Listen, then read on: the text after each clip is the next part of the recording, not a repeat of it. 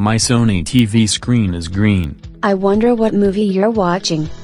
It isn't a green screen reality show.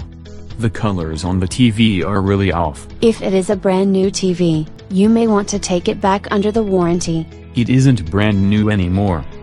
Sony's website says for some issues, you need to do a power reset. It has a power button, but not a reset button as far as I can see. Turn it off. Let the Project TV lamp cool off for 5 minutes, unplug it, wait a minute, then plug it back in. That's a hard reboot. Sony says to try a power reset before you try a reset to original factory conditions, since the former won't ruin video calibration settings. The problem may be video calibration settings. Then do the same power cycle process, and about a minute into startup, push the up arrow on the remote and keep holding it down. While holding that down, press and release the power button on the TV. What does that do? Depending on the model of TV you have, it will either power cycle again or flash reset on the screen. So that's a factory reset. Just remember to do the power button instead of an energy saving switch. Energy saving won't force the settings to actually revert to defaults. Then what should I do?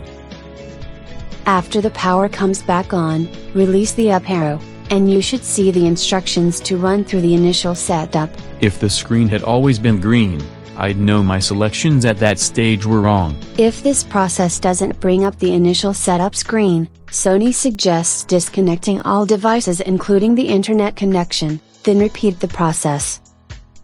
So now it is a reboot of the TV and all its connections. If the screen looks normal with a DVD, the problem could be input from the cable box, instead of the TV. Okay, that's a reason to check all the connections. You can also switch cables from the cable box to the DVD player to see if the same cables to a different device can prove that the cables are the cause. The problem isn't limited to just the cable signal.